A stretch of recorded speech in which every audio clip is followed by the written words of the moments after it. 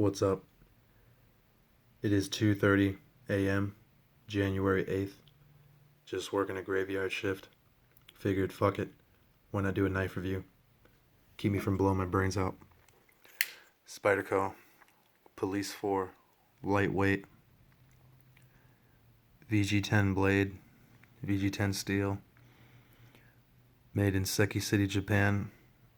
Overall, 9.9-inch knife, 4.3-inch blade, 5.6-inch handles. Weight is 4.2 ounces. This blade is about 2 years old. I got it like April 2020, balls deep in the pandemic. Back then it was like $115. Now it's about $130. I think they're asking for it. I would say back then it was a little overpriced.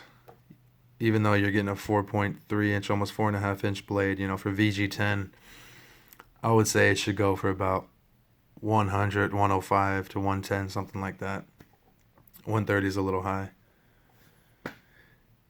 And this is pretty much the first Spyderco I've ever owned. I bought a Tenacious back in the day. Plain edge, satin blade, black handles. It was like 2017. Back then I overpaid for it. It was like $60 I paid in a knife shop, and they were about $30. And now you'll find them for $60 for the cheapest. And I ended up giving it to a homie.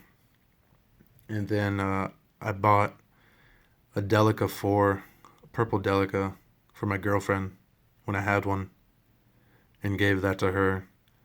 And then I bought this shortly after that, and then decided to keep this. And I'm not really into small Spydercos. That's why I never really had a Spyderco. So a Spyderco this size for me is a perfect size knife. But for Spyderco fanboys, this is a large blade. For cold steel fanboys, this ain't shit. They have an upgraded version of this steel. They have a K390 version, same knife, Police 4 lightweight, just in the K390 steel.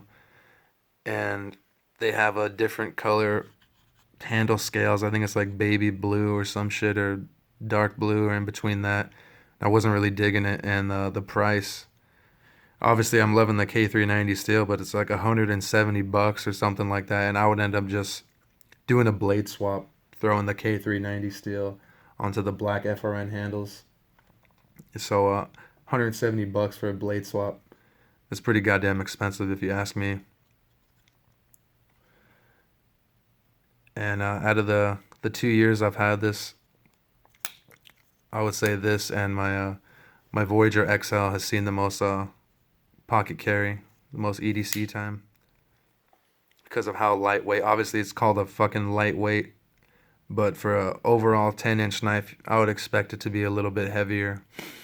My Voyager XL has a 5.5-inch blade, and that knife, I'm not sure how long it is overall, but the blade, to handle ratio, you would think it would be heavier. It's like 7 ounces, something like that.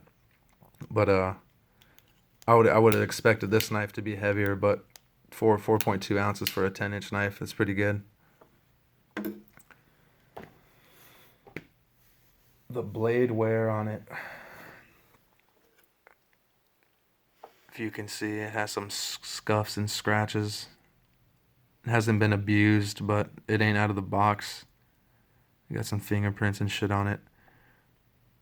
But yeah, the finish on it is held up pretty well. I mean, it's not like coated, but just how well it takes scratches and, the grind lines, it kind of blends in with the scratches and shit. And the edge, the edge right here hasn't rolled. It hasn't chipped or anything. And the point got just a little blunted from stabbing into shit, bumping into shit. I dropped it a couple times, like on a table or some shit, not on concrete or tile or anything, but yeah, I might have to reprofile that just a little bit, just because it's going to bother my OCD. But the edge hasn't got chipped or anything, and I've touched it up on just a ceramic rod. I put it on a sharpening stone a couple times. I think I had to reprofile it once from fucking up the tip. But if you just put it on a sharpening or a ceramic rod, honing it, straightening the edge, if you do that, every couple days, every now and then, that's really all you need to keep it razor sharp. You don't need to put it on a sharpening stone. I would say that removes too much material unless you're trying to reprofile the tip or you fucked up the edge. The edge is rolled or something. You gotta sharpen it out. I just use this right here, ceramic rod. If you don't have one of these, if you're into knives or you don't have one of these, you're fucking up. Or if you're just getting into knives, you should definitely get one of these. Obviously, you should have a shitty knife. You can make mistakes on sharpening it so you don't fuck up a good knife, but you should definitely get one of these. Especially if you have a karambit, something like that. That's what you would want. And the rust resistance on here, like rust does not exist on this knife. I clean the knife, I take care of it.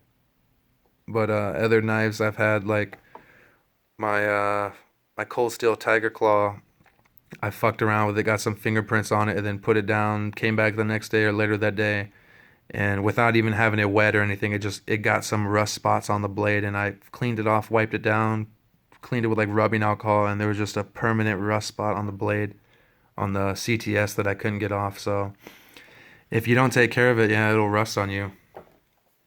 It doesn't have like zero corrosion resistance. It's somewhat corrosion resistant, the CTS, but if you don't take care of it, it'll definitely rust on you. And the VG10, you could leave it wet or fingerprints all over the goddamn thing, and it hasn't rusted at all from what I've seen.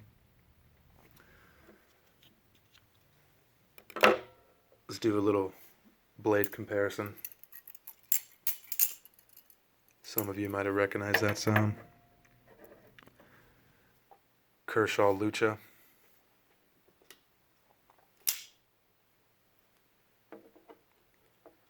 CRKT M16 or M21 14SF. I have the M16 14SF too. It's the same fucking knife, just a Tonto version. So these blades are literally the same size, same handle length. Handles are a little bit longer, but pretty much the same. Blade is just a fraction of an inch shorter. It's like 4.6, 4.5 inch blade on this, and this is 4.3. Same price too. This is 120, this is 115. And I got these around the same time. Probably gonna do a review on that soon, maybe. And M21 is literally 5 years old, so I should do a review on that too. Cold steel SR1 Tanto or Tonto. I love me my CRKT. M16 13ZM. It's an awesome little knife. Just got that one. And the Loctite on here, the pivot, I put some Loctite in the pivot maybe like June, July last year, 2021, and I've carried this knife since then and opened and closed it maybe like 1,000 times, and not just manually opening it like that. I Spidey flick it out a little bit, and you can see obviously I have the wave on there, so I wave it out of my pocket when I deploy it fast and shit. So you would think it would knock that pivot loose and there would be some blade play, but during that 6-7 months I have not had any bit of play. And there's other knives like my Cold Steel Voyager, my CRKT M21, I'll Loctite those, and within 2 months of use there won't be a lot of blade play. It won't be loose, but you'll feel, if you can, people who are into knives, when you check your blade play, if there's just the slightest bit of fucking difference, you can tell. And on this, there's been zero fucking difference, zero movement on the pivot. So I don't know how. I use the same Loctite, 242 blue Loctite, and I put just the right amount, just the tip. That's what she said. That's all I use on there. And somehow other knives, the pivot has gotten knocked loose and this one hasn't. I don't know how. I recently ordered a Spyderco Chaparral. I'm not really into the small Spydercos. That's why, honestly, this is the only Spyderco I kept. But the blade steel that they use is CTS XHP versus the VG10. That shit is way more, has the edge retention versus this. And I really wanted to get my hands on a CTS blade that has belly that's not, the only CTS blade I have is my cold steel Tiger Claw, and it's a karambit, so it curves in, it's a concave curve on it versus a convex. If you don't know what that is, concave is when it curves in, convex is when it curves out. So when it has belly on a blade, it's going to slice different than a karambit. Obviously, a karambit slices good, but it does the opposite of what I want it to do. When I'm cutting an apple, I want it to slice with belly like that. So the CTS on the Spyderco, I'm curious to see how it's going to perform with the corrosion resistance and the edge retention. I'm guessing it's going to perform similar to the cold steel, which is good shit. The smoothness on this blade, when I got it out of the box, it was really smooth. I disassembled it recently for the first time. I've never taken apart this knife, and I watched some videos how people said it was a bitch. I can't remember if it was just taking it apart or putting it back together, and there's this little pin right here. When you're putting back the knife together, you got to hold this little rocker lock in place and slide this little D-shaped pin in, and you're fighting that spring tension while you're trying to slide that in, and the only other way to do it would be to have the handle scales off and trying to hold this little tiny pin in while you're still fighting the spring tension, and it would just be more of a bitch that way. So I did that for the first time, took it apart, and completely took off the handle scales and rinsed them off with water, because you can't get the little pieces of dirt and shit and dust in those little nooks and crannies, even if you use like a brush or wiped it down with a rag. So I took it apart, cleaned her all up, and then lubed her up, put some white lithium grease on there, and it was like twice as smooth as when I took it out of the box. It just felt like butter gliding on ice. That was the only way I can describe it. My SR1 is probably the smoothest cold steel I have, and this is probably this is the only Spyderco I have, but it's the smoothest knife out of all my folding knives, definitely. Here's a Victorinox Deluxe Tinker for shits and gigs.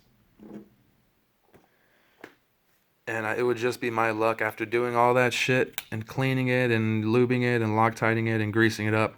I got some shit, some lint or something, crumb or something caught in the blade, in the pivot right there. And now, I don't know if you can hear that. Yeah, there's something caught in there. So now, I really don't want to at all, but it's going to fuck with my OCD. I'm probably going to have to take it apart, and the more you take apart knives and shit, the more likely you are to strip the screws. So I really don't want to, but I don't want it to be like that after I just cleaned the goddamn thing. So that's going to fucking suck, but I'm definitely going to do that. As you can see, I have the Ghetto Wave mod on there, Poor Man's Wave. And this thing works flawlessly. Honestly, that's really all you need.